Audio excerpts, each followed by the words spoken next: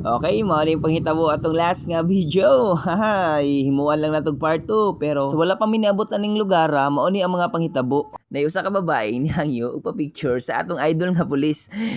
Di mo na to siya mabasol kay ilado mo gid po ni siya sa merchant nga varsity. Ug manilapay. Hay! Shoutout sa estudyante sa taga-merchant to. Mabuhay kayo hanggat gusto nyo. Shoutout po dahil sa akong amigo, Gerald Dubal.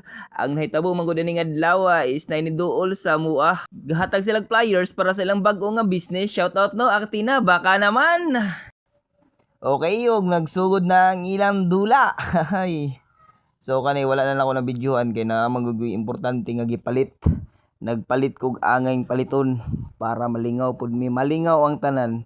Kaya nagdula man sila, magdula pon may gamua. Ug yami po din among naka number 2 guys. Ay tago lang natos pangalan Kim Kimitrata. Gipasa kay Jeronel. Yes. Ug mao na mga panghitabo, wala na magko-focus diri akin, naman po ko gifokusan. So makita ra na ninyo karon. Wala man na ilahang dula, wala na bahala na sila drag, mga unsa na sila drag, mga kuha na sila mga sila daoy.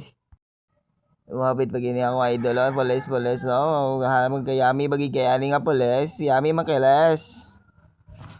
Mao na basta, maana na dira sila na bahala nag magkaunsa na sila dira, basta ka may focus lang sa among goal.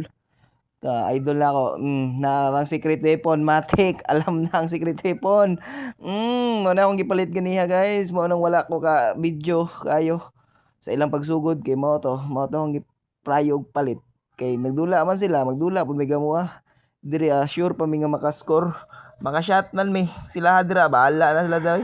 Ila bitaw na.